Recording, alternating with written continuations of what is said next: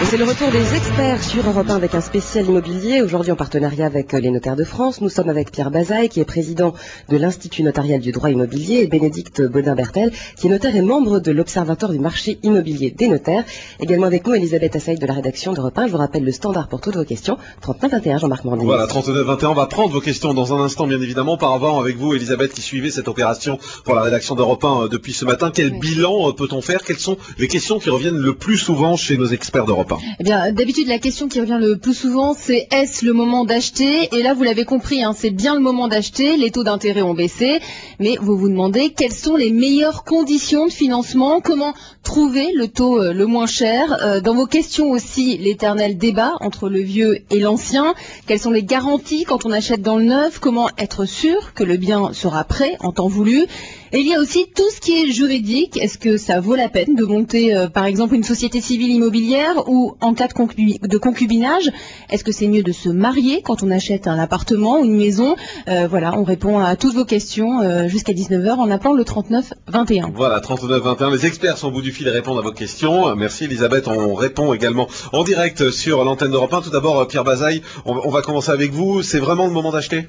Oui, c'est le moment d'acheter. Parce que d'abord, les taux d'intérêt, cela vient d'être indiqué, sont historiquement bas.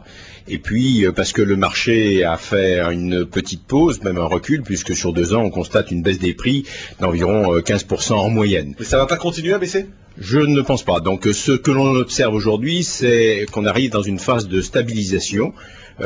Alors, est-ce qu'après, donc, ça baissera encore? Les notaires ne le pensent pas, ou en tous les cas, si ça doit baisser, ce sera d'une manière très modérée. On constate plutôt un redémarrage à nouveau, mais très fin. Allez, on va au standard tout de suite, parce que vous savez, c'est l'essentiel dans cette émission, c'est répondre aux questions des auditeurs. Bonjour Michel.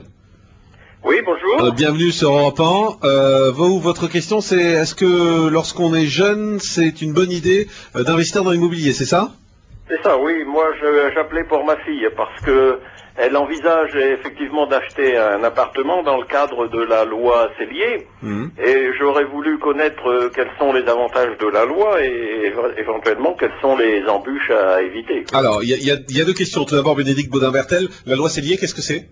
Alors, c'est une mesure d'investissement, d'incitation fiscale pour permettre aux personnes d'accéder à la propriété, mais c'est vraiment un usage locatif et d'habitation. Alors, est-ce que quand on est jeune, il faut vraiment investir dans l'immobilier, demande Michel? Alors, la question que je poserai à Michel, c'est de savoir si sa fille souhaite investir pour habiter ou pour louer. Non, elle souhaite investir uniquement pour la retraite plus tard. Ah, pour la retraite, déjà elle pense à sa retraite.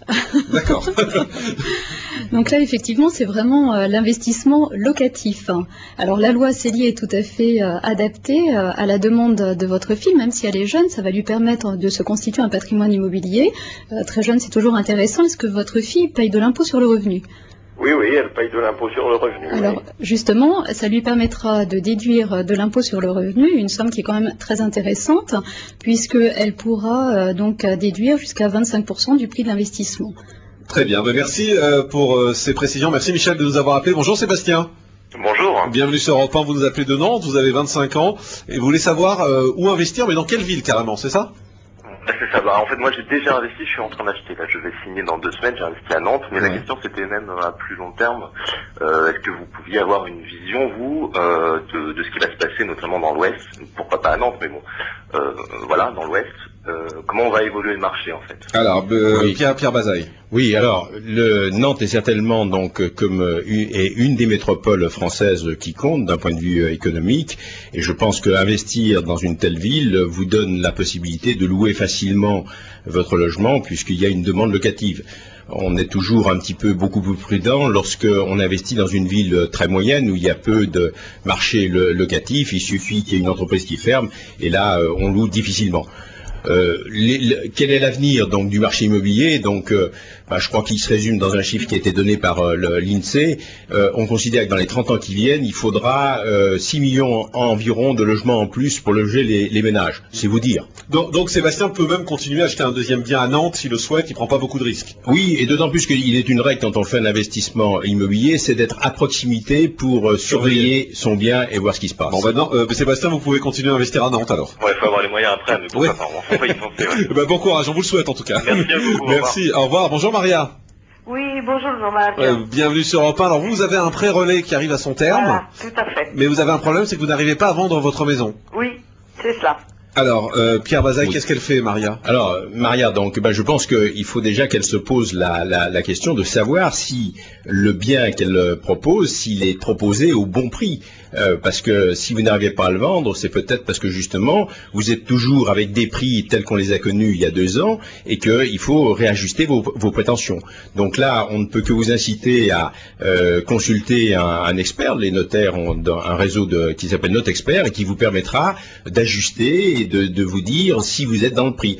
Et les notaires ont également une base de données où il y a pratiquement 9 millions ou 10 millions de références. Maria, vous pensez pas que c'est trop cher, votre bien? C'est-à-dire que après tous les agences, parce que j'ai pas pris seulement qu'une agence, j'ai pris plusieurs agences, les prix ils sont les mêmes. Alors donc je ne sais pas si vraiment c'est trop cher ou pas assez cher. Hein. Mais le problème chez moi, c'est voilà, j'ai acheté bien avant la crise, avec le prix assez haut, et maintenant je me trouve avec la crise. Hein. Et oui, c'est compliqué tout à coup.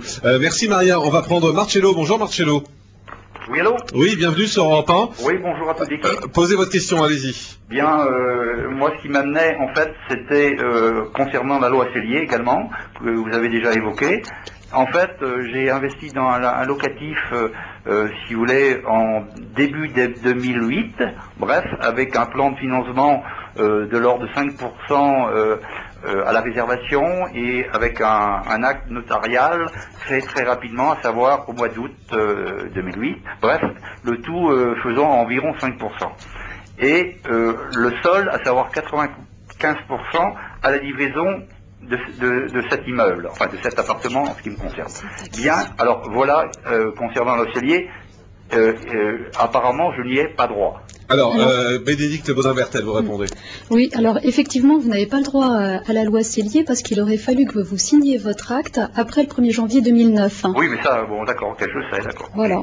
Bon, j'ai une autre question parce que je crois qu'il faut aller vite. Allez-y.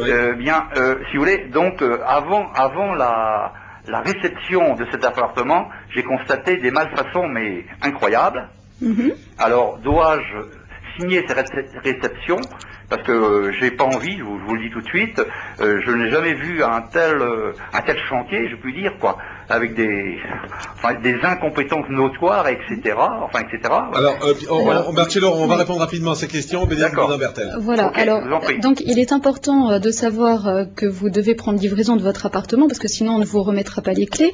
En revanche, vous allez bien noter toutes les réserves que vous avez à faire sur votre procès-verbal de livraison. Bien sûr. Et toutes les réserves devront être levées, sinon vous aurez recours à la justice pour éventuellement demander des dommages et intérêts. Mais si vous voulez, le problème, il n'est pas là, c'est que il semblerait que l'immeuble soit mal implanté, à savoir que je me trouve dans une zone à potentiel humide, enfin, etc. Alors, on va pas rentrer exactement dans le détail, mais voilà, je crois qu'on a répondu globalement à la question là-dessus. Merci Marcello. On va prendre Monique, qui a une question un peu plus globale justement, qui nous appelle de Paris. Bonjour Monique. Oui, bonjour. Bienvenue sur Europe 1. Voilà ma question. Moi, j'habite donc Paris, mais je désire acheter un appartement sur plan en province auprès d'un promoteur régional inconnu par moi. Et je voulais savoir quelle garantie j'ai pour que cette opération immobilière arrive à terme sans encombre. Ou alors, ma question, c'est, mon Dieu, si le chantier devait être arrêté en route, que fais-je? Oui, c'est une bonne question, ça aussi. Bénédicte Baudin-Bertel. Oui, bien sûr, un mot. Donc là, c'est très important, effectivement. Il est vrai que vous avez en fait un promoteur de province qui est inconnu de vous, mais néanmoins, sachez que tous les promoteurs ont des garanties d'achèvement qui sont très importantes. Pierre Bazaille, est-ce qu'elle a demandé des choses précises? Donc, toutes les façons, chez madame, la loi est faite de telle manière que le promoteur soit un gros promoteur, un petit promoteur, qu'il habite Paris, qu'il soit en province, il a l'obligation d'avoir ce qu'on appelle une garantie financière d'achèvement prélèvement qui est donné par une banque et qui permet, donc, qui vous assure que l'immeuble sera bien construit. Donc, l'argent étant le nerf de la guerre en l'occurrence, vous n'avez pas de souci à avoir. Merci beaucoup. Un mot encore avec une question de Jérôme qui nous a appelé de Caen, qui n'est pas très heureux de son notaire. Visiblement, il dit que voilà, lors de la négociation, tout n'a pas été clair. Et oui, ça arrive, messieurs. Ça arrive. Il voudrait savoir ce qu'il peut faire. Est-ce qu'il peut changer de notaire? Est-ce que c'est facile? Oui. Est-ce que c'est compliqué? Oui, il peut changer de notaire, hein, donc jusqu'au dernier moment. C'est la règle, ça fait partie de nos règles déontologiques. S'il considère que le notaire n'est pas objectif, n'est pas le tiers témoin pour les deux parties, eh bien, il peut choisir un autre notaire et dans ce cas-là, ça ne lui coûte pas plus cher puisque les honoraires sont partagés par moitié. D'accord, il n'y a pas de frais de transfert. Il n'y a pas de frais de transfert, donc il peut parfaitement faire appel à un autre notaire. Merci Pierre Bazaille, merci Bénédicte Baudin-Bertel, Elisabeth Assayag. On continue bien évidemment au Standard d'Europe 1 à répondre à toutes les questions. On se retrouve à 18h sur le même thème, comment ne pas faire d'erreur pour bien préparer votre projet immobilier. On répond à toutes vos questions jusqu'à ce soir 18h au 39 21. Voilà, et au bout du fil, donc vous avez les notaires qui répondent à vos questions comme on vient de le faire en direct sur Europe 1. Merci beaucoup.